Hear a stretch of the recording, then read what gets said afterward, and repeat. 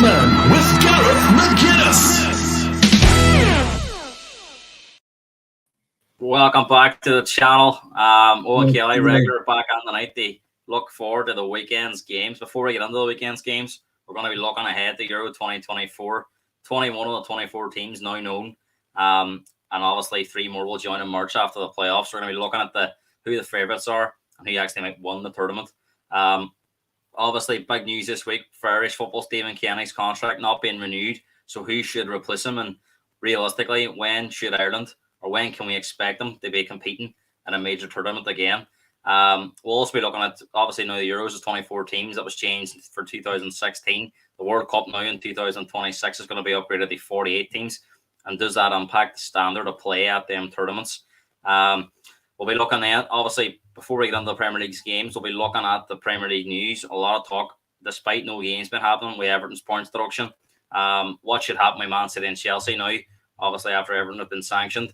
No Premier League manager has been sacked yet, and I can't remember going on the sort of after that third international break, there's not been a manager sacked. So, as clubs being more loyal, or have they learned from the mistakes of teams that made last year who panicked and changed manager?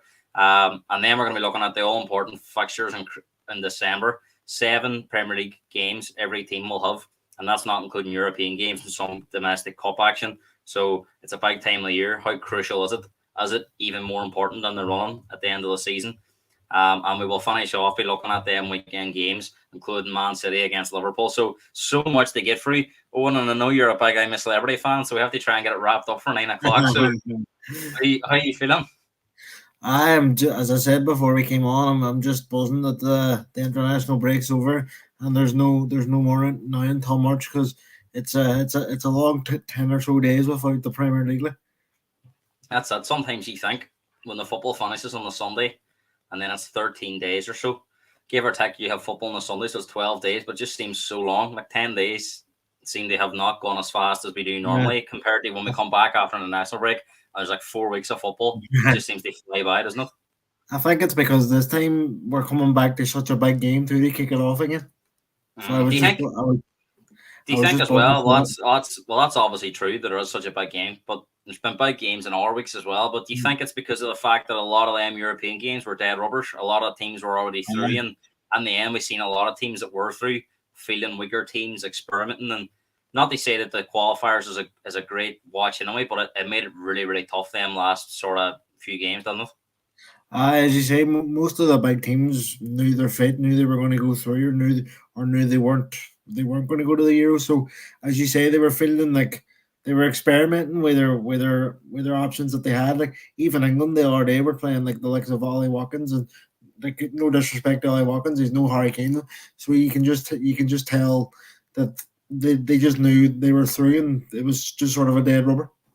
Do you think, obviously now for the World Cup qualification, instead of having groups of 5 and groups of 6, it's down to groups of 4 and groups of 5. So again, more groups, but it's not as many teams on it. Do you think that'll make it a wee bit better? Because as you said, then groups of 6 especially, there were so many dead rubbers. Even the groups of 5, like especially like if you look at Ireland's group, the last sort of two rounds of fixtures were, if you think back to October, all them games were kind of dead rubbers as well, because France and Holland were near enough through. So I mean, they have to do something to try and make it a bit more competitive for the World Cup, don't they? Yeah, I mean, they've tried to make international more competitive with the Nations League the past few years, but that just hasn't worked. And for me, even if they do make the groups smaller, bigger, whatever they decide to do, it's just the standard of international football. Just it doesn't appeal to me. International football doesn't appeal to me until we get the actual tournaments, or Ireland's on playing qualifiers, and that doesn't normally go well. You seen last week, like France, a team of superstars playing Gibraltar, like it shouldn't be happening, and it ended 14-0. And as you said to me at the time, it just makes a mockery of the international football. As you say, like, it doesn't matter whether you have groups of 4, groups of 2. If France play Gibraltar, there's only going to be one outcome. So, I mean, do you think it's time where, obviously, everyone deserves a chance to qualify, but the likes of Gibraltar, San Marino, Latvia, Malta, Liechtenstein, San Marino, all these types of teams that rarely ever get a point, never mind, compete. Do you think it's just time for them to have their own money league and let them play each other? Because realistically, they're never going to qualify anyway. So, what benefit does it to anybody see them getting slapped? I mean, people say the 14-0 doesn't happen very often, and it doesn't happen very often, but they were still beat 5 and 6 plenty Yeah. of times. So, it's not as if they're tight games. I think Gibraltar didn't score a goal in the group at all. No, Look, even look like a team like Ireland who struggled. They still put 7 goals past them over the 2 games. And we're no great shakes. We struggle against everyone else. So yeah. I do think it's time that they try something. They try and make that, because these teams aren't getting any better. Surely, if they're playing, I know they'll play each other in the Nations League, but it might be like 2 groups of 4. Let them have like a 7 or 8 team league. Let them play each other home and away, and like even at the end, possibly have a trophy for the winner. I don't know, because Like, realistically, it's no one any favors seeing them playing the likes of France. yeah. And they're not going to get to any major tournaments. Like, so, just as you say, let them play off in their own wee league. Like, and to me, you could probably throw Ireland under that category, because we are clean useless. But We'll be no, speaking about Ireland in yeah. about 5 or 10 months' time. Danny saying international breaks need banning just kills all the momentum. Thank God it's done to April. Yes, that's right. It's done to the end of March, April time. I mean, Danny, what's your thoughts? England, a lot of criticism on Southgate. I'm not sure. I know you're not a massive fan of him, but do you think them games against Malta and Macedonia mean anything in the long run? Because if he had a 1-5 and 6-0, sure, people would have said it's dead rubbers. It's only that level of team anyway. So, ain't nothing to gain. I mean, what are your thoughts heading into the Euros? We're going to be speaking about the Euros now. Do you think England are realistic contenders? Let us know in the chat there, Danny. I mean, Owen, as we said, the qualifiers are now over, thankfully. And the Euro 2024 lineup is almost complete. 21 teams out of the 24 known. The playoff draw happened today. Wales got Wales Finland. Was it Wales Finland? have a home game against Finland, and should they win that, they'll play Poland or Estonia at home. You'd imagine that'll be Poland. Yeah. So possibly Finland and Poland starting on their way of making it to Germany next year. Do you think they can do it?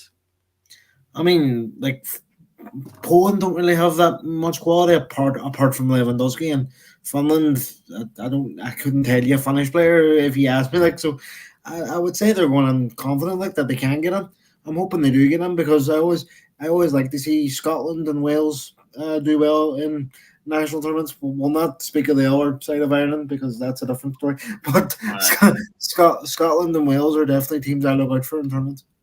No, I agree. I'd love to see Wales qualify. Yeah. I think they've been a wee bit unlucky as well. Had tough There's grouping. just, there's just something special about their home ground. Exactly, and they have this really, really good home record. I think the only blight was the Armenia game, but getting back before that, I think they've had really, really good home record. So I think with the 2 home games, they've every chance of making it.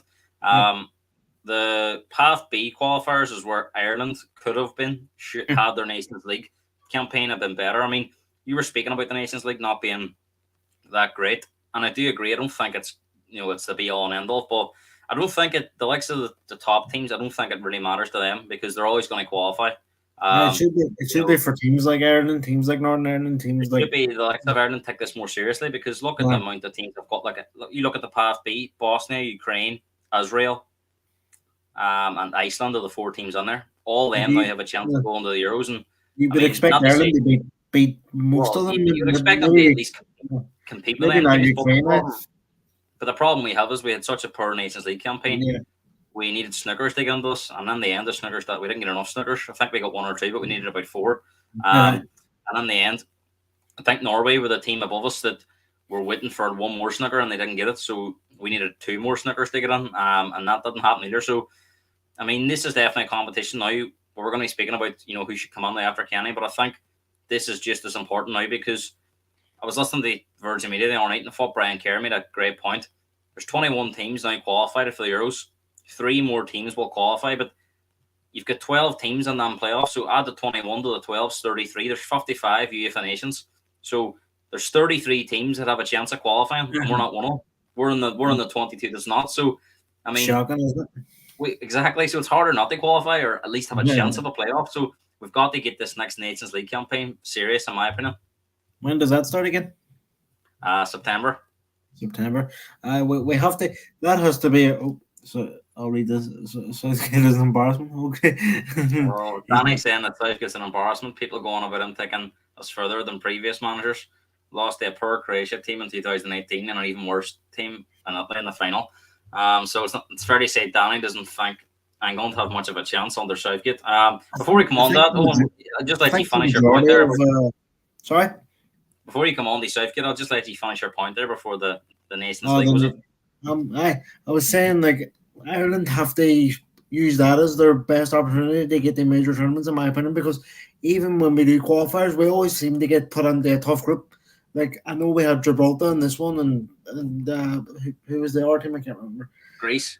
Greece, that's it was Greece and France and the Netherlands. Like we're never gonna beat them. So it's we have to take the Nations League seriously and at least hope we can qualify somehow. But it all depends on if they get this next appointment right, which they have to do because the last couple of appointments just haven't worked out very well. We're going to be speaking about some of the contenders, but I mean, Get the job just you look at the Euros lineup. Germany are the hosts, going through quite a tough time at the moment. So I and mean, it's it's they lost it's their honor, didn't they? they lost two friendlies there over the week, Yeah. Turkey and Austria. But I mean, Germany could have been the big story if they weren't actually the hosts. The way the form they're on, they might not even have made this tournament. They seem to be Yeah. there always seems to be one of them big nations every year, every tournament is struggling, and they maybe just get on there. They miss out. I think they missed out the last time.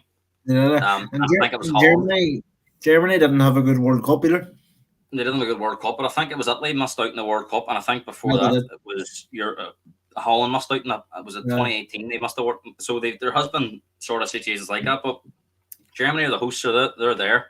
Um, England's obviously one of the favourites. France, Portugal, Spain, Holland.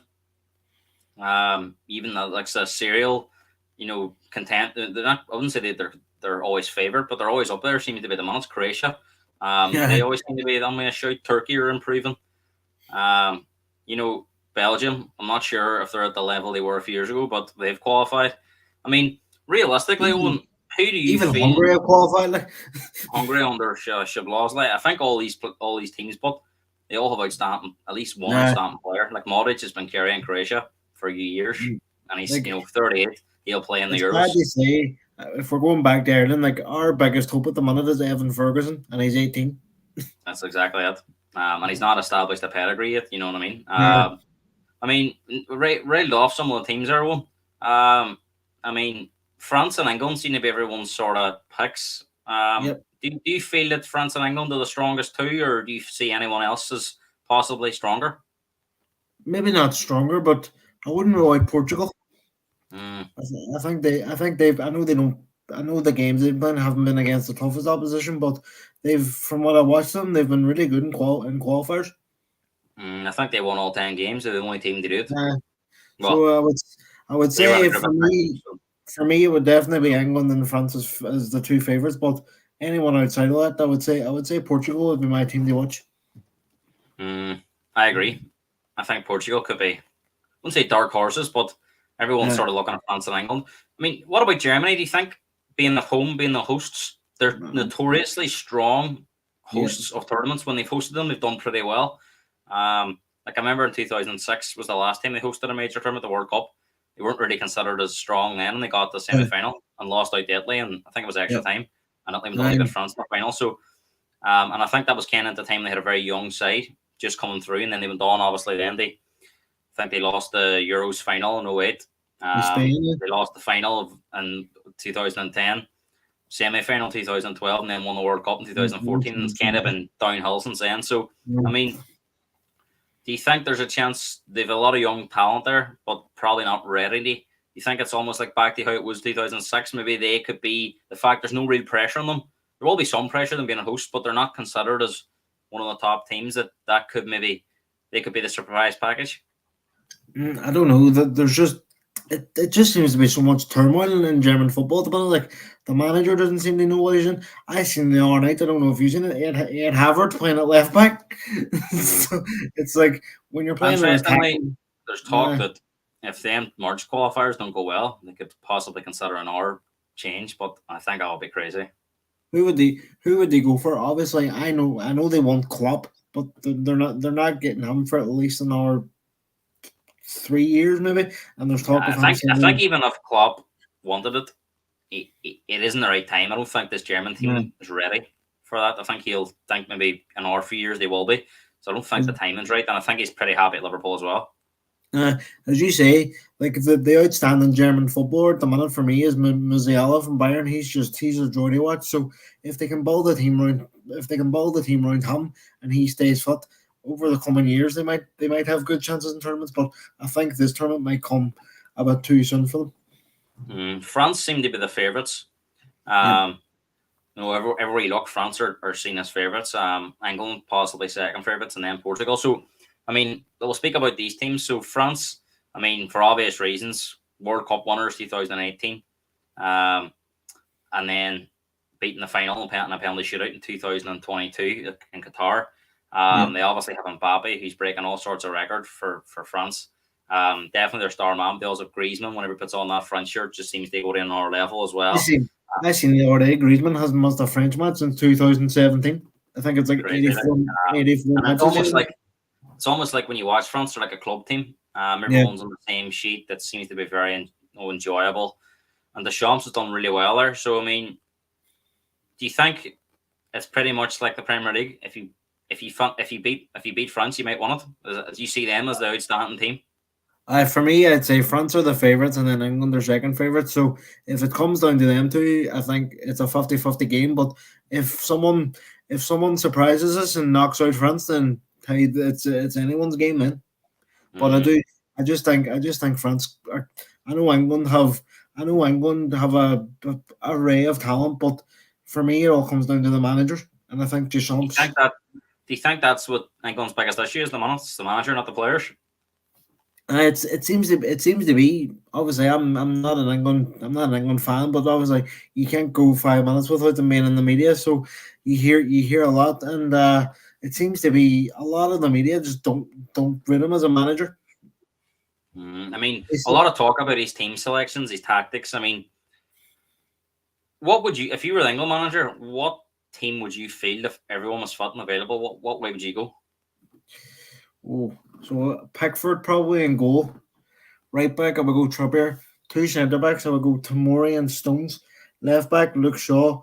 Midfield three, Jude Bellingham, Madison and Rice. Front three, Saka, Kane and Foden. You leave out Walker at right back? Nah. You would. Trippier, Shaw, Stones, Tomori. But he seems to like to play Trent. You would leave out Trent too? Nah. Interesting. A lot that's what I'm saying. Everyone's having their say of what's the best team to go with. Do you think that makes it difficult? You mean the fact that he's under so much pressure, and everyone seems to have. I mean, I wouldn't necessarily pick that team you picked. So just for balance, I mean, do you think that's what he's up against? That me and you could pick two different teams now, and everyone else is having their say that it makes it so difficult for him. Yeah, I mean, for Trippier and Walker, it's like 50-50. It's like they're both great players, but for me, I just think he prefers Trippier. Keaton's saying England are like what Arsenal are now, great potential, but getting over the line, they don't have the experience of getting over the line. And he's right. England haven't won anything for a very long time. And they always seem to, when it comes to that big moment, they always seem they don't seize it. But a lot of that blame has lay at Southgate's door. I mean, Simon Jordan, Talksport regular, has been saying that when it comes to it, he just doesn't have the chops to get a team over the line, or he's too defensive, too negative. Even when you see like they had France on the ropes at 1-1, he made a defensive team. So I mean, they probably should have beat France. But the substitutions were negative instead of being positive. I think he took off Saka, didn't he? If I remember right. And they were on the front foot at the time they let France back into the game. The same thing happened against Croatia. 1-0 up, let them back in. Italy 1-0 up, let them back in. So it's a common theme. Do you think there's every chance that Southgate may step away himself anyway, but if he wanted to continue after Euros and the World Cup, what do you think he has to do? Do you think he has to win the Euros to keep his job? For me, there's like this is England's best chance to win a tournament in years, in my opinion. But as you say, I think he could very well walk away anyway if he does win it. Now, obviously, the Euros changed in 2016 from 16 to 24 teams. Yep. And I had a look at the pots for the draw now, which is going to be on Saturday week. Now, obviously, we won't know the playoff winners, but they'll just be seeded as playoff A, B, and C in pot four. The R21 teams have been allocated pots. Pot one obviously looks very strong, and you've got France, England, Portugal, Belgium, Holland, and Germany. Pot two is one of the weakest pot twos I've seen in a long time. Albania, Hungary, I think Slovakia is on there. And Ireland Czech can't get Republic, in there. Turkey. No, there's not a great strength to it. I think Holland and Croatia might be in pot three. Yeah. Italy in pot four actually, which might make it a bit. I don't think them teams are. I was not impressed with Holland in the two games against Ireland. I don't think they were overly great. Italy don't think are overly great at the moment. They've went backwards since we're on the Euros, the last Euros. And I think Croatia too are probably they done really well to get that semi final, but I think a lot of their players as well are coming to an end, and the players they have coming through aren't as strong. Obviously, Garvidal is very good, but I don't know any too many more Croatian youngsters. You still look at the likes of Modric, Kovacic, Bronzovic, Perisic to a certain extent. It's always been a key player for them, and they're all in their mid 30s now. Them players, so yeah, it's hard to see. I think their best chances probably surpass them, but it's great to see the likes of Modric still playing. So I mean, you look at this draw, you look at the 24 teams. I mean, has this made the competition any better? Having more games, more. I know it's great. You can say it's more games, but realistically, you're going to have a lot of games there where it's going to be not great because you're going to have Albania playing Serbia, well, they're not going to be on it, but you're going to have like Albania against San Marino, Hungary against Czech Republic. Yeah. Whereas when it was like the 16 teams, it was like 4 groups of 4, and every group had two strong teams on it. So it always made it quite interesting. But I don't know how you feel about this because in the end, only 8 teams go out after the groups, don't they? The bottom, whoever finishes last in the bottom 2/3, it's the top 16. So group winners, runners up, and the 4 out of the 6 best thirds. So I mean, is this really necessary to have all this happening? Not for me, because as I said at the start, the standard of international football is already poor, and you see poor games during these qualifiers, and even in the groups in the Euros, we're probably going to have some poor games. So I think they should have just left it as it is, because it hasn't really improved the standard for me, and it hasn't really made it any worse. So it's just sort of stayed the way it was, which was poor. And again, it's just more opportunity for the. I think this is. They'll tell you that it's because they want to give more teams an opportunity, but I just think this is another. It's nearly impossible for a top team to finish outside of their group now because they want the big teams in the competition. They want all the big teams through the last 16. So again, if a team was to lose their first game, say England lose their first game, all of a sudden, if it's 16 teams, they're going to have to won their last 2 games probably to get out of the group. Whereas now 4 points or even 3 points can get you out of the group. You only have to win one game to finish as one of the thirds. So I just think it's more or less to get more of the better teams through. But at the end of the day, if you're struggling in your groups, you're not really as strong. So you might be a good side on reputation, but you're not. I mean, I thought it was a disgrace. What do you call it? As it's Sheffrin, the UEFA president says it's a must that Italy are through. I've seen that. Why? Just because it's Italy, they're not. So and then all of a sudden there was that controversial decision at the end of the game. It went for it, not against Ukraine.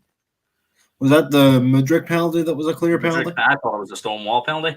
Keenan saying that France and Brazil are serial winners. Winning players from many different leagues. They have more serial winners. You can't be biased to the Premier League players. It's taken a long time for Tomori to win the England team, despite being amazing for Italy. He's always been a downfall for England. That's it. I mean, now that we're speaking about this, obviously the Euros, to make this even more crazy, they've answered this now for the World Cup in 2026. We're going to have 48 teams. Don't qualify for this. I give up. See, to be totally honest, it's not going to make much difference to the European teams because I was checking out in a 32 team World Cup, there is 13 European spots. There's now 16 extra spots at the World Cup, and only 3 will be from Europe. So we're only going to have 3 extra teams. So it's more favorable to the South Americans, to the Asians, and again, this could be looked at as are they trying to get the Saudis and the Dubai teams on because that's where the money is. But the World Cup after that is going to be in Saudi, isn't it? Or is that the World Cup? 2034, 2030 South America, isn't it? Uruguay can't. But like you just look at it, it all comes down to money, as you say. Like they're going to try. There's already been talks about a Saudi team coming into the Champions League, so it's going to get more and more geared towards that, in my opinion. Now, I mean, obviously, 16 to 24 is a jump, but this is a big jump, 32 to 48. It's going to be 12 groups of four. The top two in each group will go through, followed by the 8 best runners, third place teams. So that'll be 30. So you have an extra round. You'll have the last 32 and then the last 16, last 8, 4, 2, and 1, obviously. So more games. There's going to be an extra 40 games at the World Cup. Now, FIFA had planned to extend the competition by a week, but now you're under serious pressure from clubs because of player welfare and more games. There'll be less rest between seasons, and the plan is now that they would do it on roughly the same amount of days as a normal World Cup, and it would lead to 6 games a day, starting roughly. This is due to be announced in the next few weeks, but the rumors are that this will be pretty interesting because I think as fans will love this, but we'll try and pick the football bones of it first. 6 games a day, starting at 6 o'clock UK time in the evening, right through to 6 in the morning. So 12 hours of football.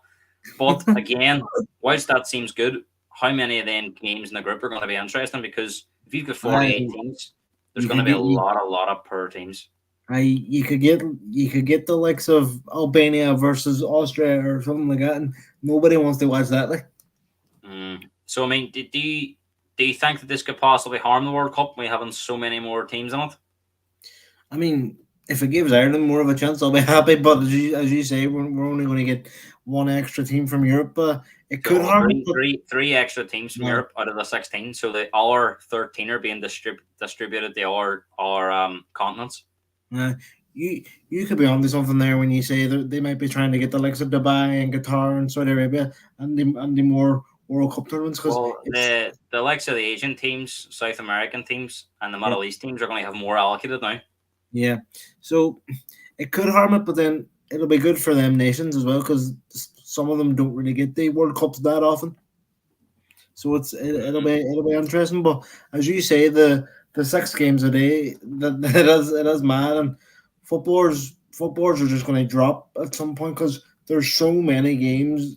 Even nowadays, like it just seems. I know we love it as fans, but then you think about it from a footballer's perspective, like they're just non-stop at it. Like, and I think I said that this season in an hour.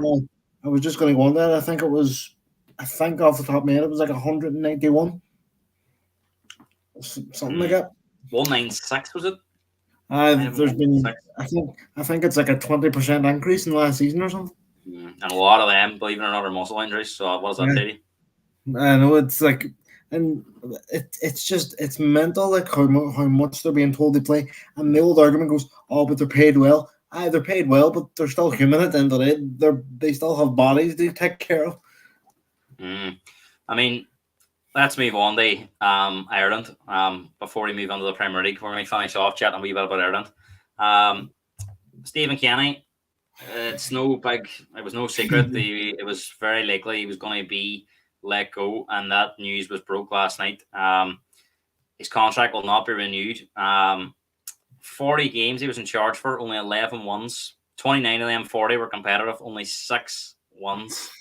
2 against Gibraltar. Azerbaijan was 1. Luxembourg was 1. They shouldn't even quit. What's that? Scotland was probably the biggest one, and Armenia was the other one, but Scotland was the only one of real substance at home. I mean, the Gibraltar one shouldn't count as games. Do you think he had a fair crack at the whip? Do you think he should have got more time, or do you think his time was up? No, I think it was the right time to go, and it just doesn't work out, unfortunately. And he seems like a nice enough man. Like I've actually met him once when he was dairy manager, but he seems like a nice enough man. But I don't think he has the quality to manage Ireland. Do you think if they had us his luck, we'll give him one more chance, let him take the Nations League campaign, because World Cup qualifying doesn't start in March 2025? Do you think it would have made any difference? Do you think it would have been more of the same, and maybe that's why they've acted now? To me, it would probably be more than the same. So I think you're better to do it now before a fresh campaign starts.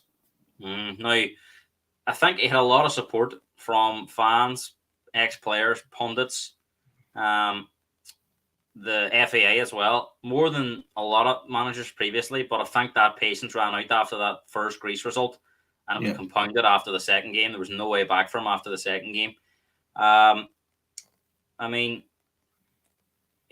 he's a very emotional man. I don't think he spoke that great in the media, but I thought he went out with a lot of credit because he really, really tried. He tried everything to make it work. So much more than what our managers tried. O'Neill, Yeah. Murphy, Trapattoni, they're very stubborn men. They just came to pick the same players all the time, and Yeah, he regardless of sort of he can't he even sort of try. wearing his heart on his sleeve. I think I felt sorry for him in the other night because I think the players as well, as much as they played for him, Yeah. for a lot of it, I think in the second half they knew that was gone, and I don't think Yeah. they got up for it, and it was hard to empty Aviva, and when Kenny come on, the Aviva was empty, and it was sad that on his way out the last game it was empty again because it was great. There was great crowds there, and people were enjoying it to a certain extent, but I think people ran out of patience, and it's one of them things. It's just not worked, and I think everyone wanted it to work. We did, like, when he first came up. When he first came in, I thought it was a decent appointment. Like. I think to be honest, looking back, the FA got it wrong when they should never have let him take charge of that playoff game. You should have let Mick McCarthy take that and then let him come on after, because the problem was when he lost that, he was already off to a bad start. And he had all the issues with COVID and stuff, and obviously that wasn't his fault, but it was an awful start compounded by the playoff exit, and really it was as close as we ever got. He's had tough groups: Serbia, Portugal, maybe not as tough as this one, but Portugal, as you say, are flying at the minute, so that was a tough. Serbia was possibly the one. Maybe if we had a beat like Azerbaijan and Luxembourg, realistically in this group, I know it was tough. And a lot of people look at the Greece results, but the reality is, even if we had a beat Greece, it wouldn't have been enough because France have cleaned up and Holland have cleaned up against the rest. So realistically, our only chance was they take points off Holland as well, and I just think that was a bridge too far. So I mean, the $1 million question is now everyone was chanting they wanted him out. So where do we go now? Who should we get on? I mean, Keelan's saying here, Damien Duff, Neil Lennon, or who else? I mean, some of the people linked are Duff, Neil Lennon. McCarthy's been linked again. I've seen Bruce's name thrown in. Allardyce, Roy Keane. If we appoint all these names, I'm not inspired by them. I think the one Carsley's been linked. Poyet's been linked. He's actually the Greece manager, and they are one that everyone's talking about. They are one that's Chris Shooting. So I mean, all these names that tells me no one really knows. I don't think the FA has an idea of where they're going. Obviously, the money involved is quite. Isn't what it used to be when they had Trapattoni. I think he's one of the top 5 highest paid managers in the world. I think you're looking at one of the bottom 5 now. So where would you go if you're the FAI? Where do you go? Well, I'll tell you where I wouldn't go, and it would be Steve Bruce. If Ireland appoints Steve Bruce, I'm not. For me, I've also seen Rafa linked by Rafa. No, well, I've been through Rafa Ball before, but no, he's somewhere to Kenny. He's a very defensive manager, and yes, he won us the Champions League, but he's just not at the level anymore. And I don't know if international football would be for him. But for me, I would try and get Damien Duff. I don't know if he would leave Shelburne, but he would be my number one pick. Viva saying excited lads, Premier League is finally back. International break is over. Yes, we're going to be talking about the Premier League very soon. Callum saying what about Bagange? I think he'd be hard pushed to get Bagange out of Spurs at the minute. But I think again, he may have been someone that possibly if he had come on, but because he's managed Australia, he's got the international experience. Personally, I thought we should have made the change in September. Should have in the summer. Should have got Brendan Rodgers. I think he would have been the best out there. Interesting, you see Damien Duff. He's been linked as well, but the problem with that is it not just very similar to Kenny, where he's even less experienced than Kenny. So what's they say? He would be the man. I mean, and as for would he leave Shelburne, I think he would run out the door if he had the chance to manage his country. Suppose but he's on the good things in Shelburne, and for me, like even if he doesn't get the Ireland job now, it's probably going to come around again for him in the future. A lot of people are chanting the name of Roy Keane. I mean, I don't think the FA will go there, but Do I you think wouldn't. Keane would be the right move, or do you think he could cause more harm than anything? I think he would cause more disharmony than anything. You seen when he was assistant manager. I think he fell out with a few players, didn't he? Like John there was Walter, Steve Ward, I think he fell out with Harry Arter as well, didn't he? Moriarty as well. Yeah. Yeah. So I think that would just be a match made in hell. That, but interesting. There's I've seen also the argument that a lot of people are saying it doesn't matter who we have, we're going to struggle. But I that. don't that necessarily agree. I don't necessarily agree with that because I'm looking at some of the other teams that have qualified or got a playoff, and they're not great sides. You like know, I mean, even though you look at the likes of I seen Moldova were in basically a final game decider with Czech Republic. If they had a beat Czech Republic, they would have qualified. And Moldova were ranked 51 out of 55 when the draw was made for the Euros, so uh, they were able to get enough points. Greece, I don't think are great, and they've uh, done okay. Then look at the likes of Hungary. Apart from Shibloslai, I don't know any other Hungarian players. the only one I know Austrian, is your man. the Oh, Slovenia. I mean, who yeah, Slovenia got, so all these teams are qualifying. yeah, Finland are on me a chance.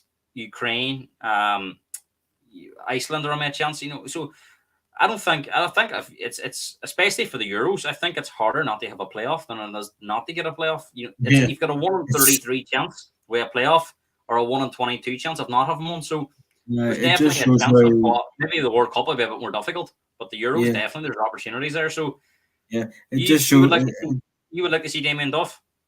I think for me, he's the standout kind of. I seen Neil Lennon linked as well. I don't know how that would go. Keelan saying Keane wouldn't be feared to go to the top if there was internal problems. I think that's a problem with Keelan, that Keane, That's a whatever, problem. he won't keep his mouth closed. And we've seen, I don't want to throw the side pan and stuff on there, but his character, he loves his professionalism and he wants the best. But I think He's he got frustrated with players that weren't at the yeah. level of. He can't be, I think he struggles because he expects everybody to be at the level he was at, and that's just not realistic, is it? Especially when If you're managing the Irish national team. if he got frustrated back in at the level of players, what would he do now? Exactly, and I think it's a young squad as well. It needs He's too someone with volatile. experience. I think Duff and the likes of Robbie Keane are great names, but I Yeah, don't think they're the right manager at the time. I nah, think we it's need to be looking at a Chris Hughton or a Gus Poyet, because would Poyet's done pretty well with Greece. Now, the problem with that is his contract's been extended because Greece are in the playoffs, and if Greece were to qualify, why it would would he pretty leave much there? nail any chance of getting him because he would be going to But the Euros with Greece. But would you take he's Steve Bruce? said, well, before I come on to Bruce, Poyet actually says he would like the job if it came up. Yeah, So I think that's probably why he's been linked. I think the likes of Bruce, Allardyce, Benitez are days. Them days are gone for me. nah, I don't think that would be the right move. football's evolved I think past. it would be a very short term fix as well. And Yeah, I don't think he would get the. They're not the type of players that's going to. Managers are going to bring a style of football on or progress players on. It's going to be very much about locking up, being organised, and I might get the odd result here and there, but I don't think that's the way forward. I think we have to try and build. aye, You look at the likes football's of the evolved past. Hungarians. The Yeah, Hungarians are qualified because they topped their group and play good football. They didn't qualify because they're well, obviously they are organized, but they didn't qualify by locking down and making it a dire watch for their fans. So I think that's the way we got to go. and as you say, like Hungary have the quality of Szoboszlai, so they can always rely on him. They pull something out of the back. Aiden agrees with you. He says he would go for Damien Duff too. Yep, I would agree. But why though? What stuff It's done to just get it? That's what I'm saying. no, but Is Duff any more qualified than Higgins? Derry?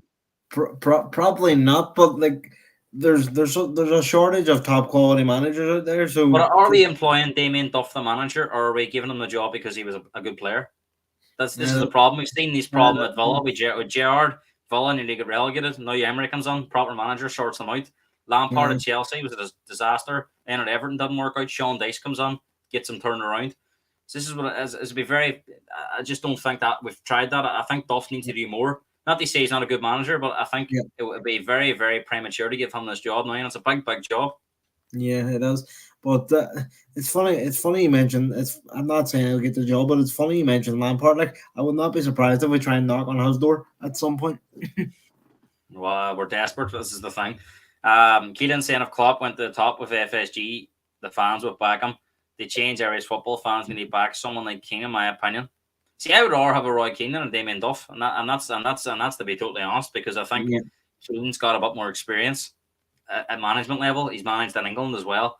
The Irish League should not be the barometer of success for Irish international football. I'm sorry, it's just not. And if we're looking at Irish League managers and no further, we're going to have a massive struggle. This is going to be a yeah, massive struggle to qualify, because I don't think we've seen it with Kenny, as great as he is, a likable man, done great work in the League of Ireland, one of the League of Ireland's best ever managers in the last 20 years, no doubt about it. And he wasn't good enough. So it would be a massive gamble to give it to Duff, in my opinion. yeah. Keelan's saying he thinks he has more experience with Irish football based over his experience in coaching over the last few years. I think he wouldn't be feared to take risks. Definitely shouldn't be, but I don't think we have the managers or quality want that. No, I get that. There isn't that. There isn't a big cutie to take their own job, especially with the finances involved. But I just think someone like a Chris Shooten at least has a lot of experience, and he's managed at international level as well with Ghana. So he knows. I think he's actually their technical director at the minute, isn't he? Well, I think you got to, we need some bit of stability. Yeah, and I think he would provide it. And then I think it's possible that you look at it, Robbie Keane or Duff in 4 or 5 years' time, when they've had a bit more experience and they've had a bit more pedigree. As Keelan says, like we don't have a lot of choice of manager, like, because it's, as you say, the finances involved aren't great and the quality of the team isn't great. So I'll be seriously worried if Damien Duff gets it on the back of a couple of good years at Shelburne. And I mean, he's not done. He's got Shelburne in the Europe, but he's not as if he's won the Irish League with them. I know it's difficult because they're not at the level of the other teams, but he's not done anything spectacular. So I think we'd purely be given, if Duff got it, he's getting the job off being a good player that's done well early on in his management. I don't think he's getting the job based on being more qualified. I mean, if it came down to Rafa Benitez and a Damien Duff, as much as I'm not a Benitez fan, I would feel more comfortable with Benitez because he's been there, done it. He's a European winner. He's got a lot more experience. So I think we need to try and get the balance right. And if we're going down the route of a young manager, it needs to be someone that's managed at a top level for me. That's just the way I see it. I don't know if it would be. I don't know if it would be too much of a step down, but I said too from the very start that I would try and get Graham Potter, but maybe the money involved there. Well, even Potter would have more. Exactly. Potter's managed in Sweden. He's managed in the Championship. He's managed in the Premier League. So again, already you're starting to think, well, it's not a big jump. Yeah. Whereas the Irish League, as we've seen with Stephen Kenny, to the Irish national team, is a huge jump. Yeah, it's tough. Like. We'll finish this off, Owen. I mean, how far do you think Ireland are off qualifying for a major tournament again? When do you think we'll be back playing at a major championship? We haven't played now since 2016. We haven't been to a World Cup since 2002. Can we make the World Cup in 2026? I mean, it's. I would say we can, but it all comes down to who the manager is at the time and what sort of different players are coming through at that time and how the likes of Evan Ferguson and Ida and Benny from Luton have all developed. We need a favourable draw too. Yeah, and if we see France or Netherlands or Portugal in one of the groups, okay, no, but we have to play at a major tournament. Like it's. I know we'll never win a major tournament like in my lifetime. I've accepted that. I just want to see his play well now. No, I agree. The atmosphere is always brilliant. And yeah, it unites the country, doesn't it? When you're at a major tournament. Personally, I mean, the Euros 2016 was brilliant when they beat Italy and they got to play France and they give France a game. Do you know what I mean? So that's what we want to see again. That's what I was just going to say. You seen it in Euro 2016. Keane thinks the Euros is possibly our best chance because the World Cups were miles off that. I think he's right. You've more chance of qualifying with the Euros with this Nations League thing. So, you would love us to do well in the Nations League. So it means if the Nations League finishes and you're already guaranteed a playoff, it takes the pressure off for the Euros because all of a sudden then you're guaranteed a semi-final and possible final. You have something to fall back on. Well, Scotland, they won the Nations League group we were on. And Yep. they played that campaign with the pressure off, and look what they did. They absolutely They blitzed won. qualifying. They nearly They topped the won their group. group, Only didn't no, well, Spain just popped them, didn't they? In the end, by they? 2 points. But I mean, they were fantastic. They only lost one game, and that was the Spain away. So Which it is can no make a easy big, feat for anything. it can make a big difference. So look, Owen, we've had a lot of chat about the international stuff. So as Vivav says, I think Vivav, he was commenting there, the Premier League is back. I mean, Yep. now the international breaks are all out of the way until March. That gives us 4 months of pure domestic football. Does the season really start now for you? I mean, obviously there's been 12 games, but it's been Yeah. broken up on the sort of 3 weeks of 4. Now it's flat out now they March. The only breaks there's for the FA Cup games at the start, and then the winter break Winter for 1 break. week.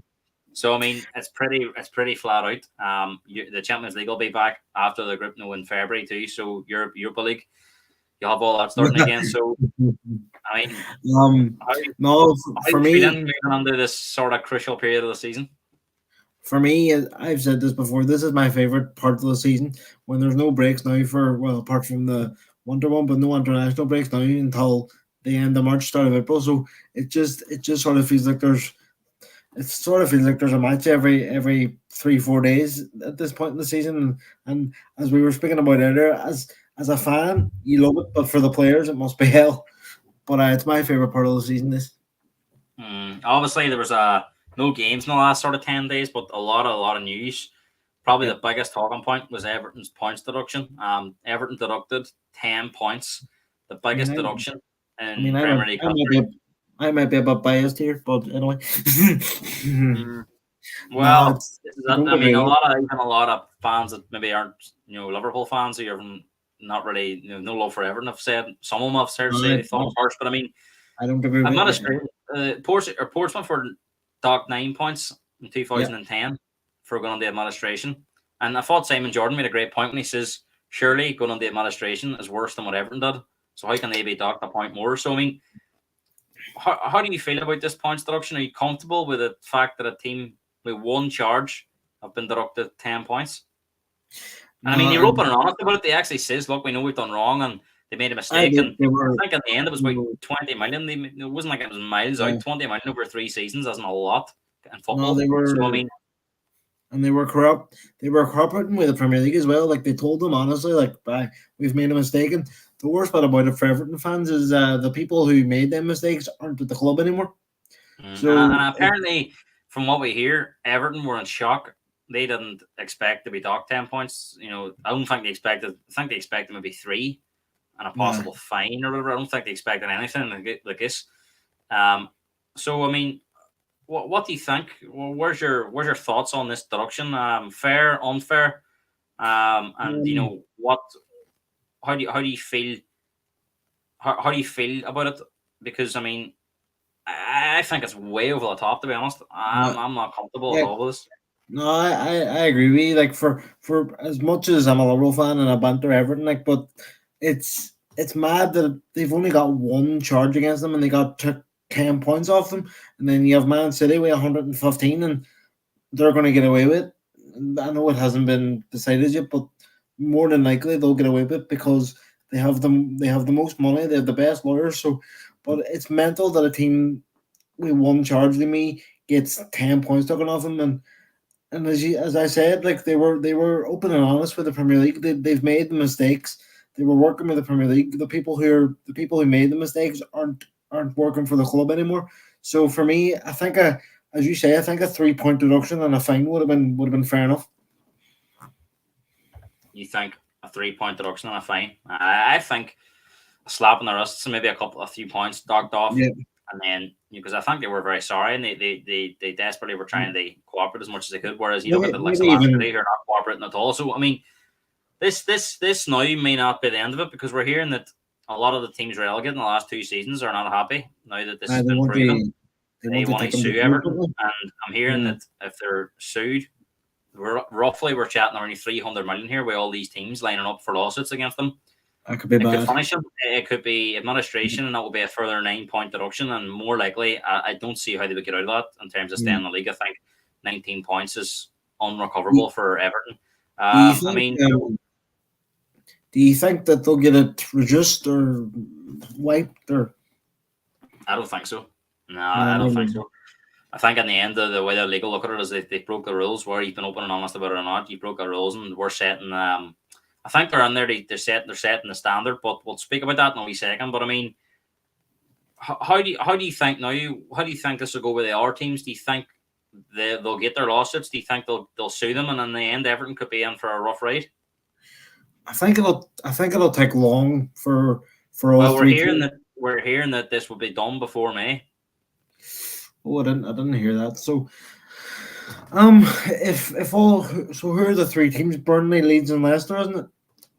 Southampton as well, supposed to be throwing their hat in the ring, but Mhm. I don't know why, because in the end they were way off it. They were Even they if were Everton they had were been docked dominant. 10 points last year, they still went down. I So think, as you say, if these teams do sue them and they're successful, they have to pay 300 million. Did you say? And then they could go into administration, which would be a further 9-10 points off them.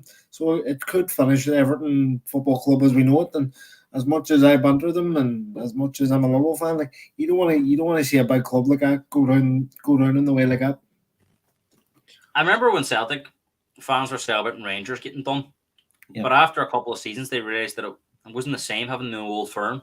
Yeah. You think Liverpool fans would feel the same? Would say it might be a laughing stock at the time and laughing at Everton if they get riddled with money problems and get relegated to the Championship. But say they struggle down there and they go the way of like a Bolton, a Portsmouth, and drop down League One and can't get up again for a number of years. Yep. Do you think Liverpool fans would regret that? And the fact, do you think it would be a big loss, the Merseyside derby? I look forward to the Merseyside derby every season, even though I expect they win it every season. I still look forward to the games, and I still enjoy the build up to them. And if Everton got relegated on like just because they were bad throughout the season, then fair enough. But if they get relegated because of all this outside of football stuff, it wouldn't sit right with me. Now, a lot of talk as we spoke about off air. You were saying about Everton are going to put on a major protest Yeah, this Sunday, and it's worked out well. It's a 4:30 game, one of the prime time slots against United, who I think they're haven't going been to playing well. I think they're going to fly a plane too over the Etihad. Well, I've heard something about that too. So, referencing Man City, and I think their statement as well, he says they were going to watch similar cases with a close eye, referring to Man City and Chelsea. I mean, have the FA put themselves under massive pressure now? They sanction City and Chelsea if they find them guilty, because I mean they've thrown the absolute book at Everton, as you say, we won't charge. Man Yeah. City are being investigated over 115. Chelsea now are being investigated over deals involving Abramovich. I mean, and these look to be a lot worse than what Everton have done. So, I mean, what way does this end? And do you think now that, not to say that if Man City had got away with it before the Everton thing, it would have been, it wouldn't have been, no one would have batted an eyelid. But the Yeah. fact that Everton have been sanctioned now, there really is no hiding place for the FA. They're going to have to do something. Yeah. But I If mean, how does it end? Do you feel that in the end, the FA might say, well, we can't sanction them if we don't find anything, and they might get Yeah. off that way, because that's the only way they're going to get off now. Because if they find them and sanction them, then it's going to have to be massive sanctions for Man City, especially. I think, as I said there, I think if Man City, I expect them to get away with it just because I don't know. There's something dodgy about that club. I'm as you know me, I'm an ardent Man City. I would say disliker for a bunch of more. But if they get sanctioned, they have to be thrown out of the league. They have to be rebranded, disbanded as they are. I Like, agree. People saying about relegation, but I think if you're caught with that many charges, you have to be disbanded nearly. I actually seen on Twitter earlier. It's actually I think Liverpool are putting pressure on the FA to speed up the charges, like, or the investigation against Man City. So that could be interesting. But I definitely think if they're found guilty, they have to be disbanded. You can't have 115 charges, even if they're only found guilty of say like 90 out of them. They have to be relegated or something, and titles stripped off them. Title stripped. They have to be like I don't see the maybe. value in that. Aye. Because you know why? Because are Liverpool fans going to celebrate? They want? Are they going to say, well, are they going to have an open top bus because City have been stripped? Look at the Hey, main teams will have they to be don't. given trophies. I just don't Aye. think. I just don't think there's any value in that. Aye, Fair no. enough. Fair enough. and the eyes of the football world, they'll be shamed, and then people will say, well, they cheated, they won them titles. I don't see the value in our Spurs, the League Cup winners, and things. I'm not going to say about that. No. My eyes will still have that trophy out in the back of our heads. Yeah. I wouldn't say, well, we won that because City were found guilty. Well, I wouldn't. For me, I wouldn't say Liverpool won it. I would just want the titles off them because if they're proven they have cheated to get them, they don't deserve to have them as on their record. Mm. What's your gut feeling on this? Do you think City will be charged? As I said, I do. I'm sort of 50-50. I do think they'll be sanctioned in some way, but at the same time, I don't because yeah. because I just don't see how they could sanction them now if they do finish without kicking them out of the league at least. Because Do you think if they're not, the Everton will go further, like try and pick the Premier League record? the only R fine they could possibly do, which would be crazy, is they dock them 50 points and they end up finishing mid-table and they get one season off. But I mean that would be the only thing. Because realistically, they get 90 points every season anyway. So if they were docked 50, they would finish somewhere near the bottom half, but they wouldn't be relegated. I think they have to do something just to show the other teams that they're serious. Like it doesn't matter if you're Man City, Liverpool, Spurs, Chelsea. Like if you break the law, couldn't get that out there. Break the law, like you have to be punished in some way. And like No, I don't care. I don't care. I do think this is coming to it won't be much longer. I think we'll have some sort of clarity between now and the summer. I don't think this. I don't care if they're found guilty or not. In my head, they've cheated. I don't like. There's no way they've got this far with that much dodgy dealings and not cheated. I don't know how you feel about it, but that's just me.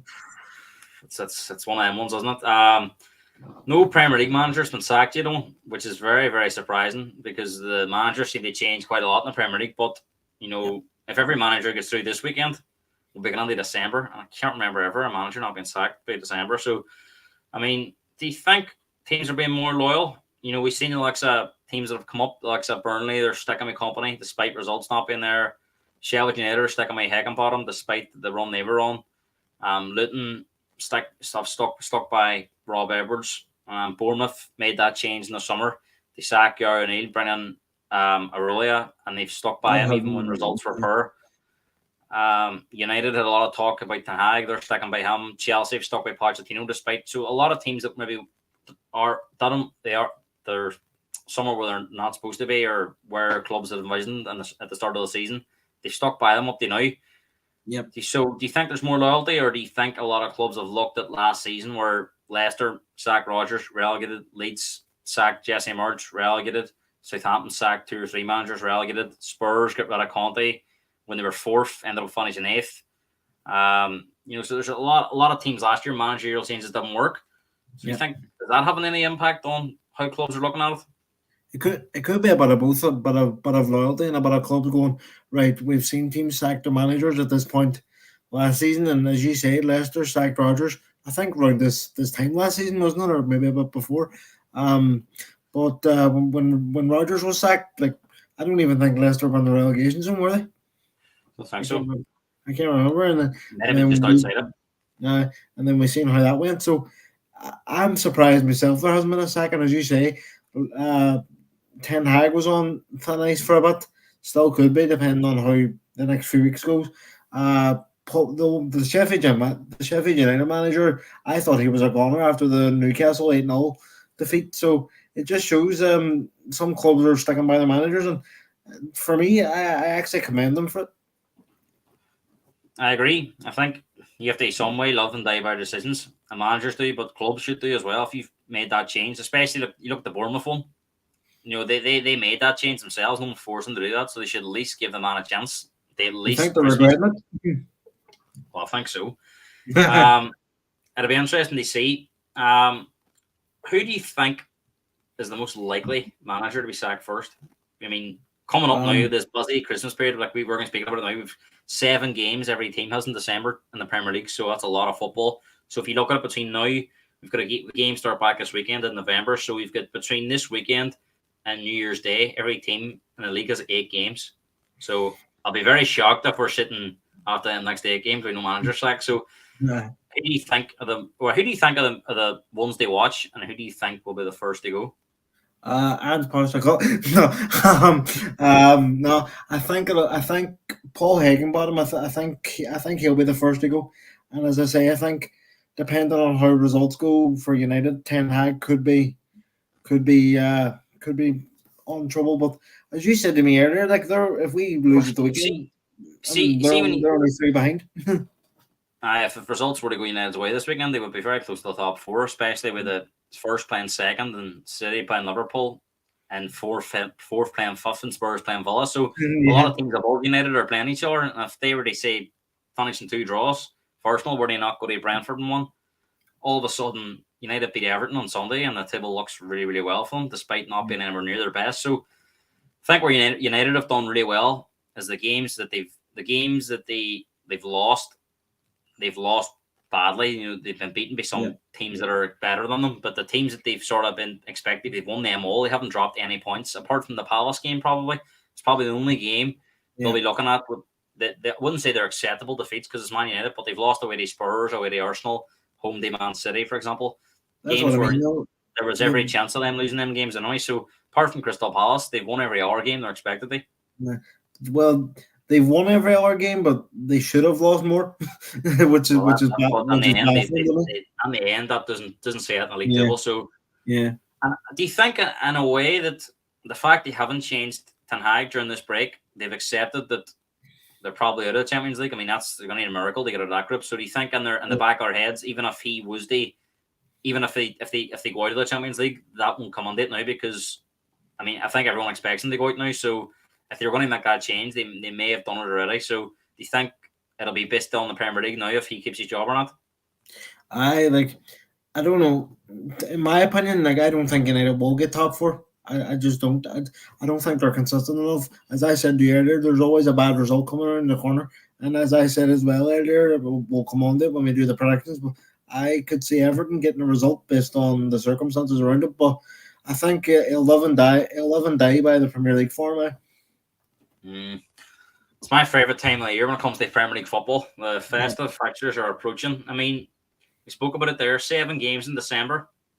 That's you even count this week. That's 8 games between now and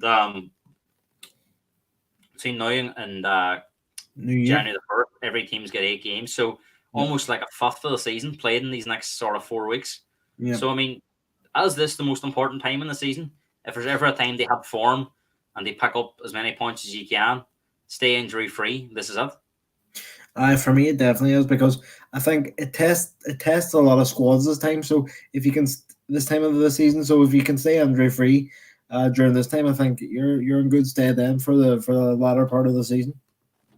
All Liverpool players coming to form too. Had a great international break, seeing the goals they scored. So yep, Salah scored 4, Nunes scored 2, Jota was it Jota?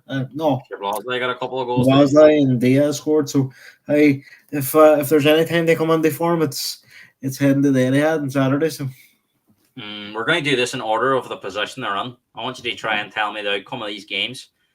Man City obviously top of the table at the moment. Well, we're going to count the points up, and at the end I'll add them on to the total they have now, and we'll also add all more. I think you forgot to put Liverpool in there. No, what I've left out this weekend's games because we're going to predict the outcomes of them games anyway. So I'll add them on as well. So I just want to focus on December for now because I don't want to give away your predictions for this weekend's games. We'll finish up in them. So these were just the December games. So these will be starting next week. Man City, Spurs at home, Villa away, Luton away, Palace at home, Everton away, and Sheffield United at home. Doesn't look the most difficult. I think them first 2 games are probably if you count Liverpool this weekend, the next sort of 10 days for Man City are the 3 big games for them. So, I mean, how do you expect Man City to fare in December? Now, I'm actually in between. They've only got six games in December because they actually go to the Club World Cup. So after they play Crystal Palace on the 16th of December, they don't play until the 27th of December. So their game on the 23rd has been postponed against Brentford because they'll be playing the Club World Cup. So a lot of travel for them to do. And also Man City have Champions League in there as well, but already qualified. Hopefully the Club World Cup is sort of a distraction for them. Well, it's never easy to go and win them because you're playing against teams you never come up against before. So on paper, you'd expect City to win that, but it doesn't always work out that way. I Yeah, think Liverpool didn't use one at an extra time on you. It's not as easy as it yeah, as it made it to be. we won it. We beat some South American team, I think it was, an extra time. Mm. So where's Man City's banana skins on there, and how many points do you see them picking up? Um, to me, I think they'll win them all, apart from this weekend, hopefully. But So you think? for So I'll just put down. You think 24 points? No, sorry, yep, 21. They have there. 1, 2, 3, 4, 5, 6. I'm not 6. Sorry, so 18 points for Man City. yep. I expect them to win them all. I think if they were to drop points in any of them, it will be Spurs at home. But I think we Spurs. I think we Spurs' injuries and suspensions. Man City will win them. Villa away. Now I don't see their great home form at the minute. You think City will be too strong? I think City at home are strong. As you said to me, they haven't lost in the last was it what 32 No, home games? Villa's actually away. They're actually away to Villa. Oh, sorry, they're awaitable. It could be a banana skin, but you would expect City to still win that comfortable. Liverpool in second place. Obviously, the big game at the weekend. They've left that out because we're going to predict that after these games. But Fulham at home, Sheffield United away, Palace away, Man United at home, Arsenal at home, Burnley away, Newcastle at home.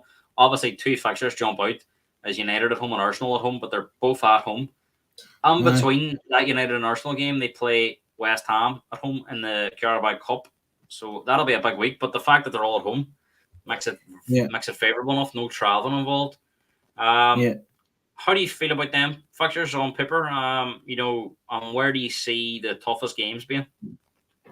I think we'll beat Fulham, beat Sheffield, beat Palace, beat United, draw with Arsenal, beat Burnley, beat Newcastle. So 22 points, you feel? That will Yep, be some to burn. yep. We'll actually be out for the Arsenal game, I believe. We're all out for the Arsenal game, I think right? That's right. that's That the podcast boys day are of all out. we'll do it. Mm, um, 22. That's a big ask, because What do you think? I know because you look at the away form in Liverpool, it's not as strong as their home form. So looking away, they were pretty poor. So you look at games like Sheffield United, Palace, Burnley, look favourable, but won't be as favourable as they look. If Liverpool need to improve that away form for me, if they're going to Yeah, if they're going to challenge yeah, Man City. we definitely do. But I'm confident we'll win them all that I said we'll win. What do Probably you think? Arsenal. Well, I'm asking you. I'll do my predictions on maybe next week. Arsenal December fixtures. Here in third place, Wolves at home, Luton away, Villa away, Brighton at home, Liverpool away, West Ham at home, and Fulham away. Yep. Couple of tricky ones on there, but there's only Liverpool on there of like a pedigree team. Now interesting, Liverpool's home record against Arsenal is pretty sensational. I know they drew last year, but other than that, they usually beat them. So Arsenal away, Arsenal will be looking at that, thinking that's going to be very, very tough. The We're rest 2 of them, 0 down. Arsenal, We were the rest of them, Arsenal fancy themselves. So we were 2-0 down to Arsenal too in that game. Callum's referring to Liverpool here. He says we look unbeatable at home. I can't see us winning all the away games though. Interesting. I actually agree. Yeah. I think they might beat Arsenal at home, but they might slip up in one or two of the away games. That would be typical Liverpool, like, wouldn't it? I think the likes of go back to Liverpool. I think the likes of the Palace away game. You've seen how difficult that was for Arsenal and Spurs because I think they just put 11 men behind the ball, and it's very difficult. It took an OG for us. It took a penalty for Arsenal. the You know good we've got thing to about look in the grounds. the good thing about the Palace game is it's not a nighttime game, so might come under your favor. Well, we're scared for half 12, and Liverpool don't play well at half 12. You keep telling me so. Well, hopefully we do it the weekend. Wolves at home, Luton away, Villa away, Brighton at home, Liverpool away, West Ham home, Fulham away. How do you see Arsenal getting on? As I say, I think they'll beat Wolves, beat Luton. I actually think they'll draw with Villa away. They'll beat Brighton. I said they'll draw with Liverpool, beat West Ham, and beat Fulham. Interestingly, when you do these things, you never there's the top three teams. The minute you haven't predicted one of them, they lose. Yep. So that's a lot of football, and you don't see one of them getting beat. And I'll be very shocked if all three of them went unbeaten. No, But so I get, I get, will I I, to get be the honest. But predictions. I get the predictions, but I yeah, get why it's very hard. You look at that and go, which one of them is going to beat Arsenal, maybe Arsenal, Liverpool, but they'd be favourites in the rest of them. But there will be a yeah. couple of shocks in there. No, So even though, as Caleb said, even though I predicted Liverpool, they won all the away games. It wouldn't surprise me if we drop points in one or two of them. So you've got Liverpool getting 19 points and Arsenal getting 19 points, and obviously Man City cleaning up and getting their 18 available. Obviously, that game they'll have a game in hand at home to Brentford at some stage in the new year. Spurs' December fixtures are pretty tough. Man City away, West We'll Ham lose them home, all. Newcastle at home, Forest away, Everton home, Brighton away, and Bournemouth at home. I'm actually going to the Bournemouth game on New Year's Eve. That's my next Yeah. trip over. Yeah. Hopefully, it's not as eventful as your last one. I just want a comfortable 3-0 one. Do you know, something like that? Listen, I've had two eventful games. I've had two eventful games this year. I was just going to say the Sheffield United one. He's won the last minute, wasn't it? Two goals in injury time. Yeah. Obviously, Man City away is going to be very tough. West Ham at home, Newcastle at home. The fact they're at home, I think that gives us an opportunity, similar to this weekend against Villa. Forest away, who have been strong all season, and I think that's a Friday night game, so that's going to be lights on Christmas time. Forest will be up for that.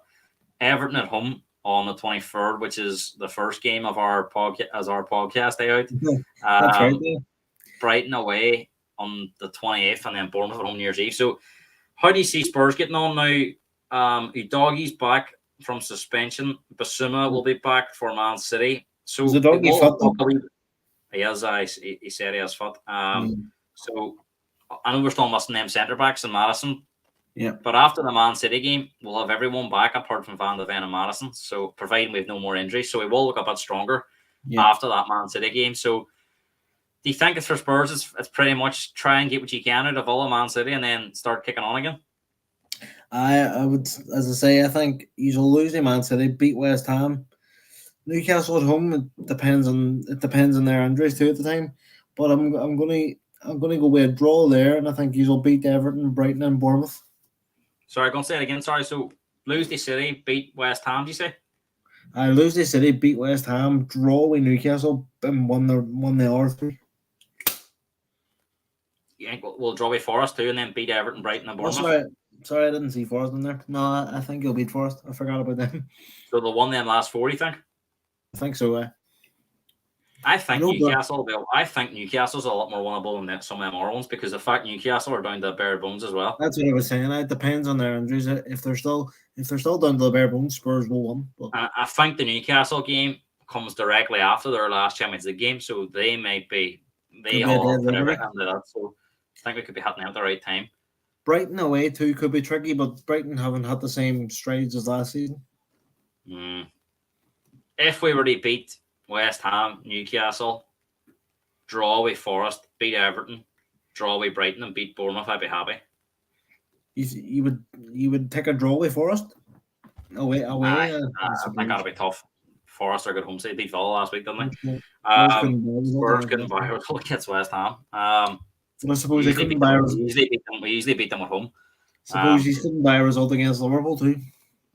That'll be difficult. So you've got Spurs getting 3, 4, 7, 10, 13, 16.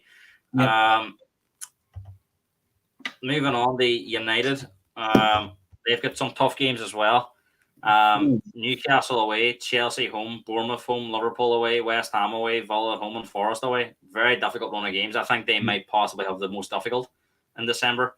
I think the Newcastle games obviously they're not playing well, but Newcastle away, Newcastle at home are a different team. I think that's if we were playing Newcastle away, I wouldn't even fancy a draw, to be honest. I just think at home they seem to be a different side. Chelsea because corner as well. Yeah, it depends with Newcastle because they don't have a squad at the minute. Well, they still had a squad good enough to go to Old Trafford and won 3-0, didn't they? Suppose but I'm just looking at some of these. I knew they had Newcastle and Chelsea and Liverpool, but some of them other fixtures look tricky. West Ham away is tough. Villa at home won't be easy. Forest away, as I spoke about, I'm not that confident going to Forest. I think Forest are the new Crystal Palace in a way. I think Palace a couple of years ago, 2-3 years ago, you always fought when they're on their pomp under Hodgson. It's always a I mean, nightmare game. I think we lost Forest it. have sort of took on that mantelpiece now. We lost the Forest away last season. That's what I'm saying. They've beat Arsenal there. They've beat Liverpool there. They've drew with Man City there. This season already, they've beat Villa there. They're a strong enough side at Uh, home. so going to United, I think they'll beat Newcastle. I actually think Chelsea will beat them. They'll beat Bournemouth. They'll lose to us. They'll beat West Ham. Lose to Villa and draw with Forest. That's the way I see it. So 3, 6, 9, 10. 10 points for Yeah. United. Chelsea's December's they finish this off. Brighton at home, Man United away, Everton away, Sheffield United at home, Wolves away, Palace at home, Luton away. Interestingly, Wolves away is on Christmas Eve. And similarly, what I said about Liverpool, Chelsea will be playing Newcastle in between Everton and Sheffield United. Yep. So that's probably going to be a big game for them because they're not in Europe and the league form's not been great. Still, maybe have an outside chance of making top 4, but they'll have to start putting some serious results together. But you think that Newcastle game's going to be big for them to try and win a trophy. So, how do you see Chelsea faring then? They wrap this up. They'll beat Brighton, beat United, Everton away, tricky. I'll say draw with Everton, beat Sheffield United. I actually think Wolves will beat them because I think Wolves are strong at home, and then I think they'll beat Palace and beat Luton. So 3, 4, 7, 10, 13 for Chelsea. Yep. I'm interested. I'm going to count them up at the end and add them on to what they have. Plus, I'm going to add on whatever points you predict on all these teams this weekend. So the Premier League is back and it starts on Saturday at 12:30. Now, we're not going to preview the games too much because I've got the boys on tomorrow night. They do Man City Liverpool. We'll have a brief chat about it. I mean, what a way to kick us off. I mean, you couldn't make it up. First against second, too, the way it's fallen. I think they haven't been first and second all season. Funny enough, results could make it that Spurs play City next weekend, and it's the exact same scenario, first, second. I've also seen a scenario where the whole top 4 could be completely turned on its head this weekend. So, because of all these teams playing each other, it's a big weekend for Arsenal. I think, obviously, Brentford away is tough, but they'll look at it and think, if City, Liverpool draw, Spurs, Villa draw, they can go top league and by a couple of points, I think. So, I mean, all they play for, this game has been the glamour game over the last few seasons. I think the glamour is definitely back because of how Liverpool's responded. All week, I've been saying it's going to be tight, and I do think it's going to be tight. The fact it's a 12:30 game after an international break as well. But also, I think Liverpool will give City problems because I don't think City's balance at the minute is at the right balance. They usually kick on the year after Christmas. So, how are you feeling, Owen, going on to it? Obviously, it's a big. I mean, I couldn't believe that. I know they're very strong at home, but the fact they've won 23 home games in a row in all competitions, now that's a record that they can actually equal Sunderland's record that they set in the 1890s of winning 24 in a row, and they actually, in the end, they done them won their 25th game. So they could actually make a bit of history here at the weekend if they can equal Sunderland by winning this game. So that'll be in the back of our heads because this Pep's absolutely relentless. So how do you see it going? I mean, it's it's the game that I most look forward to and dread every season because neutral. I'm just glad it's 12:30 and we play later on the weekend because if it was like a 4:30 game and we lost a Villa or something, obviously I would still enjoy it. But the fact I can enjoy it, we looking forward to the Spurs game on Sunday. We no pressure on really. I can enjoy this game, first game of the weekend. So I'm not too bored of it's 12:30 on the Saturday, to be honest. Liverpool getting a 12:30 after an international break. That never happens. But anyway, it's gonna be a tough game. But I do agree. I think it's tight. I've been moving and on all week where I think we're going to win or draw. My heart says draw. My head says we're going to win. So, I think I'll go for it. I think we're going to nick it 2-1. I think we're going to nick it 2-1. 2-1 Liverpool. I think so. I've been saying draw all week too, but the more I think about it, funny enough, I'm going to ask the lads in the morning for their combined 11s. And You asked me for mine. when I done mines today, I realised the gap between the two sides is still quite significant, and it's What was tough. mine It's again? tough to prediction. What's that? I'm trying to look to see what mine was again. I Well, think we both mine was, agreed actually near enough buying yeah, on. It was 7 Man City players and 4 Liverpool. Now, I don't know what the yeah, lads are going to pick them on it, but that's how I had it: 7 Man City players and 4 Liverpool. The 4 and Liverpool then players being Alisson, Van Dijk, Robertson, and Salah. Now they yeah, were based on everyone being fit. I know everyone's not fit, but if the two teams were starting the season off with their strongest teams, that's who I'd have from Liverpool. yeah. So, and you agreed. I think the only players we disagreed on some Man City players with our Man I City think players, but we I agreed that put the 4 I think I put Doku in mine. You would put Foden, and then I put Diaz, and you would put Stones. So there wasn't much in it, but Yeah, that just topped it for me. And now I know De Bruyne's not fit, but they still have so much quality in midfield. And I think Liverpool, that's the big. I think Liverpool, Man City have conceded a lot more goals. To be fair, I, I think that that. surprised me. I think defensively they're not much on it. I know Liverpool have been better with Van Dijk, but I don't think there's a massive gap. Same with the attacks. I think Liverpool and Man City, they're very evenly matched. I Yeah, know Haaland's probably the big one, but Liverpool or Man City don't have anyone like Salah either, so it balances out. I think the midfield's the biggest. I don't even whatever Man City midfield that gets put out on Saturday. I don't think any Liverpool players can do it, and I think that's yeah. the biggest. Even though De Bruyne's missing, I still think you'd pick 3 of Man City's players, and I think that's the biggest. The fact that they would have so much more quality in midfield. It's topped my prediction on, and I'm going to go 2-1 the other way. I'm going to go 2-1 Man City. That's what I said to you earlier. Like it is. It's gonna be. It's. I think it'll be a 1-1-2-1. But if Liverpool go there and try, like, just give it their all, and don't get. My hope is just don't get battered. Can't wait for Yeah, obviously, I Jamie. can't wait for Jamie to put Ederson. I think he may put Stones in the S on too. I think he'll leave Van Dijk out. He's been big Here's a fans shout. lately, isn't he? Here's a shirt that I don't know if you. I think Ederson's one of the most overrated keepers in the world. You think so?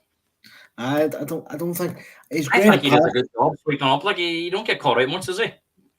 He's good at passing out and sweeping up, but I think his shot stopping has a lot to be desired. No, he's not as good as Alisson with the shot stopping. No, 3 o'clock games: Burnley against West Ham. How do you see this one going? I mean, depending on my mood at 3 o'clock, because funny enough, after the game on Saturday, I have to go to the dentist. So Oh, depending Jesus. Could be a bad depend Saturday. depending on my mood at the time, but no, I think West Ham should win that comfortably. There's pressure on West Ham, because Uh, David Moyes is driving the patience of fans. I mean that Burnley just happens. can't. Funny enough, me and Callum were speaking before I think it was for the national break. I think Burnley were playing Palace in their last home game, Yeah, and I said has to be the game for Burnley, and they didn't turn up at all, and I mean, that my makes me West think Ham. that they won't turn up. That makes me think they won't turn up this time Yeah. either. So I think I agree with you. I'll go for West Ham 1. With West Ham too, you say about David Moyes, but that happens at least 5 times a season. If we lost this game, we'd be under pressure, but Yeah, I just Burnley just can't seem to buy a result, especially yeah. at home. They've lost every home game. Just as And we they've were had talking one about, home game. like we were I think talking about. that Sorry, mm, we were talking about sticking with managers. Like I think if Burnley were to lose this, I think Company would be on their very funnies. I think Burnley have had either 6 or 7 home games because they had there's a way. Remember the away games rescheduled or something like that. Yeah, So well, we Luton, but they ended up with a whole pile of home games to start, and they lost every, and they still haven't picked up a point. I don't think at home. So I think they out of the 12 games they've played 7, I think at home, and they've lost every one. So this will be their 8th home game, I think. especially And like that's very difficult. They make a case for them. yeah, especially for teams like Burnley, and when you're down there, you rely a lot on your home form, and it's just not great. West Ham Callum have saying won. West Ham with no Bowen or Antonio. Well, that would make it more difficult, Interesting. but they still have enough. I think they. I, Problem is, I I just don't fancy Burnley at all. Hey, they don't seem to turn up at home at all. Yeah, Um, I'm going to stick with West Ham. They won that one for me. I'll go um, 2-0 West Ham. I'll say. I'll go for 1-0. Not going to be an awful watch. Yeah, Luton against Crystal Palace. See, Luton are a lot easier to get behind because they yeah, actually give a go. They make it difficult. Palace, they won away at Burnley, didn't they? yeah. But as we just spoke about, Burnley haven't won a game No. at home so far. Interesting game, Luton, as you Uh, found out. No easy place to go this season. How do you see yeah. this game going? I actually fancy that they won this.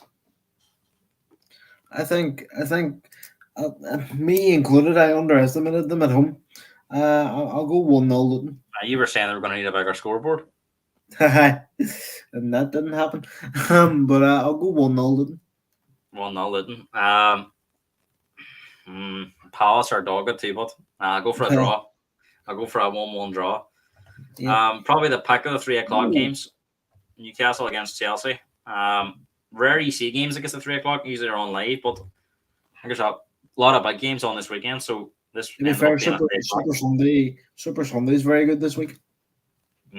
So Newcastle, as we said, are a very strong home team. Chelsea, the last time we thought they turned a corner, they went and lost to Brentford, but they bounced back after beating Spurs and drawing with Man City.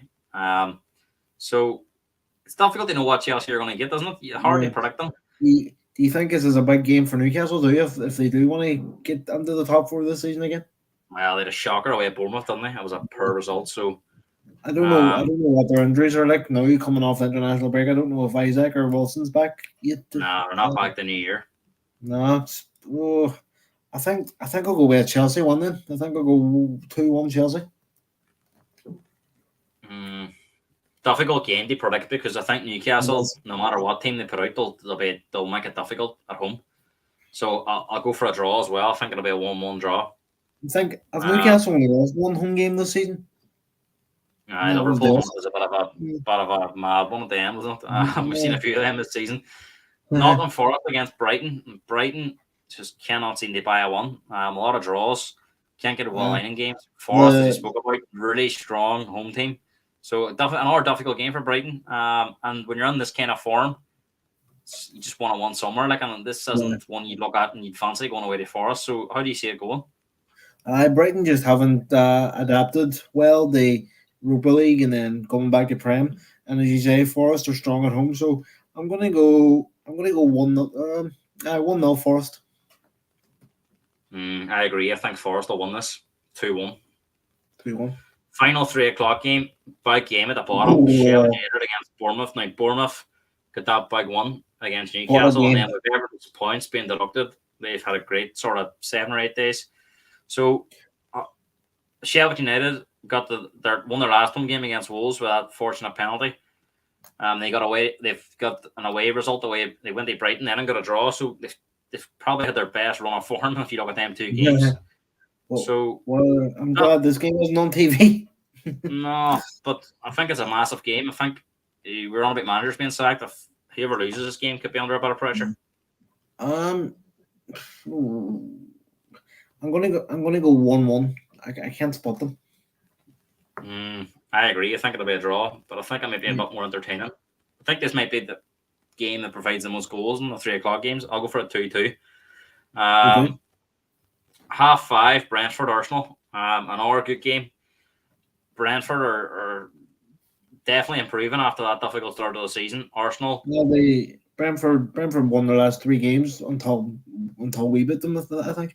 They had a bad day away at Anfield, but I think you can give them a pass because everyone's lost there this season. But at home, they're definitely definitely strong home side as well. So Arsenal struggled as well last couple of away games. Chelsea had a battle to get a 2 draw, and they Newcastle.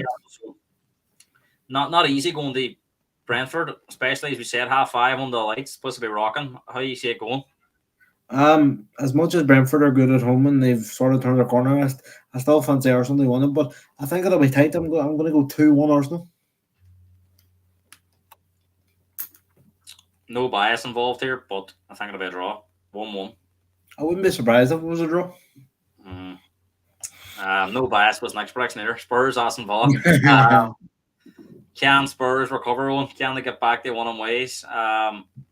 They'll not want to lose this game going to Man City then because it could be 4 defeats in the bounce. So they'll be looking at this thinking they need to get a result. And now Udogie's back, but Basuma's suspended, so they've lost Hammond midfield. Now he was great the last game, to be fair. So Bentancur will definitely come back. He's been playing for Uruguay. So There's an opportunity for him, but it's the defence that worries me with that Yeah. centre Do you back think pairing of he'll? Dyer and Davis.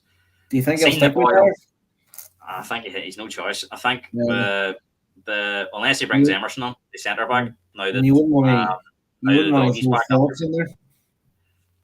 Well, he's not played Premier League. This is the big Yeah. thing. But I think maybe we doggy men back. He could possibly move Emerson to centre back. That Yeah. may be something he looks at. But well, that's for Dyer or Davis. I'm not sure. I think it'll be. I think it'll be a good game for the neutral anyway. Well, I seen the boy in Sky Sports that does the predictions. Jones knows. He says that it's calling it the High Line Derby. He thinks it'll be goals galore because both these teams play the High Line. So we might get some joy that way. But Villa will definitely cause problems. And Villa don't have a good record away either.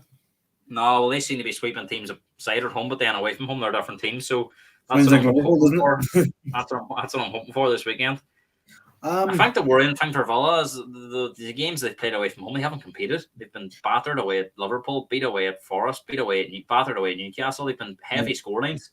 So there definitely seems to be some sort of issue with them on the road. So do you think Spurs will look at that and think this is an opportunity despite players missing? They can do. I think this is going to be a high scoring game too. Yeah. I'm going to go 3-2 Spurs. 3-2 Spurs. Yep.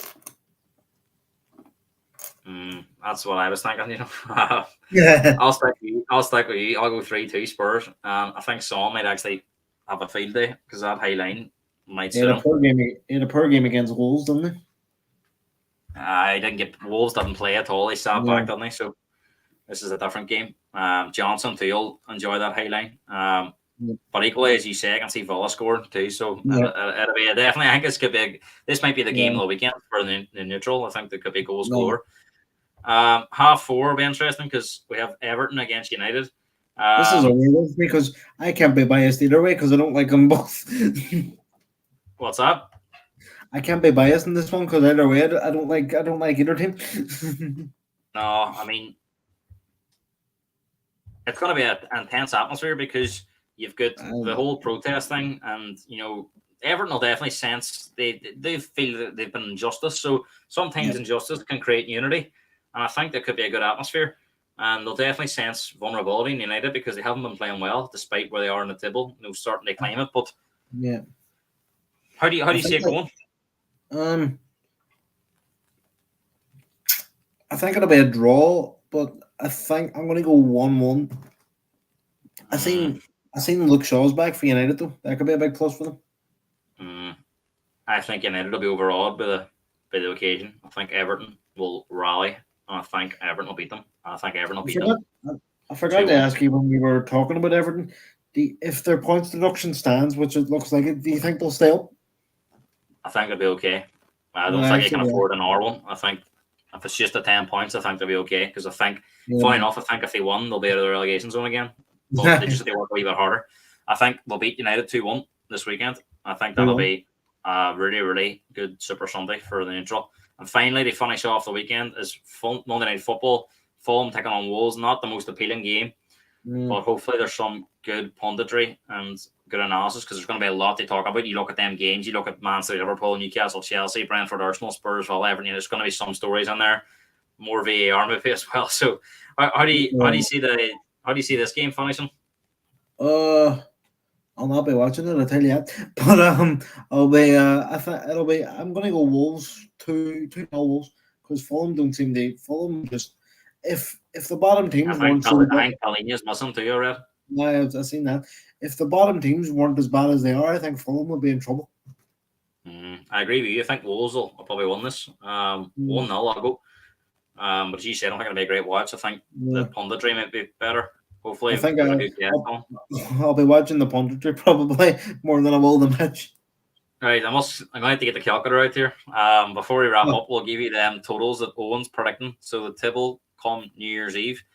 So Man City are on 28 points, is it? I believe. 28 points. And you predicted them 27. Arsenal on 27. So you've predicted Man City to lose this weekend, so they'll have no points this weekend, and you've predicted them to get 18 more points, so that would take them to 46. Now, they would have a game in hand because their game against Brentford would be to come. So they've been 46 points.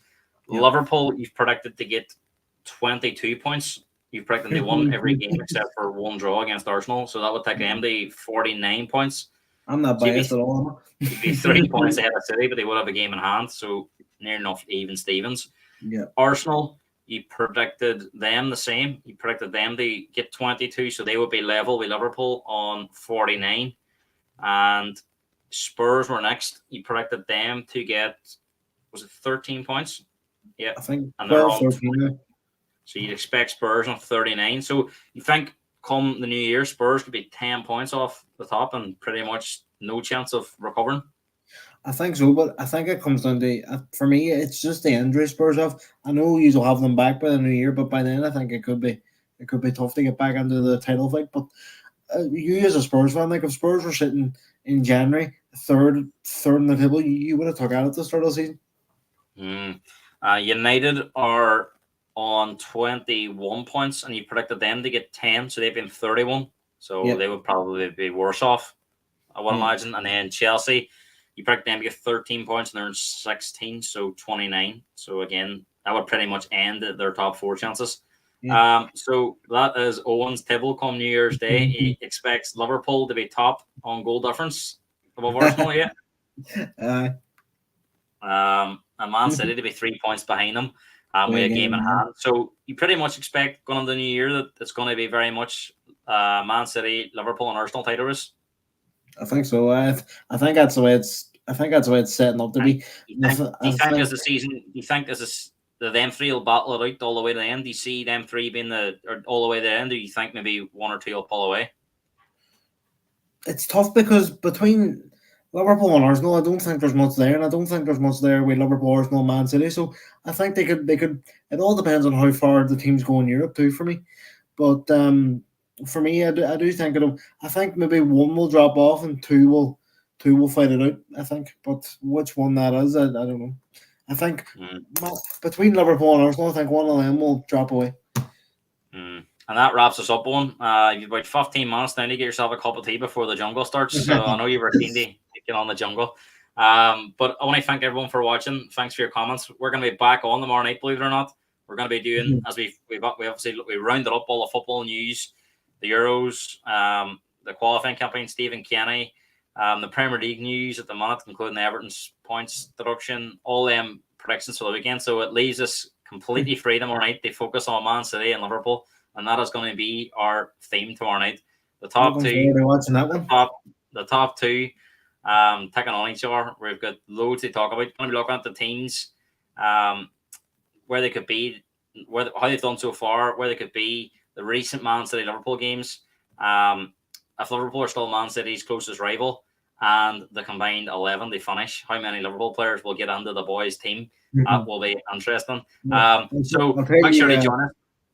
I'll tell you this now, if we beat Man City, you'll not want me on the podcast next week. I think you're G back on next week, aren't you? So that'll be interesting. But you'll catch me and Owen very shortly again. I want to thank everyone for watching. Going to be plenty of content coming now between now and Christmas with all these games. So probably the peak time for the podcast. So make sure to stay tuned. Smash the like button and subscribe to the channel. Thanks very much, Owen. And I'll see you soon. No more. Cheers.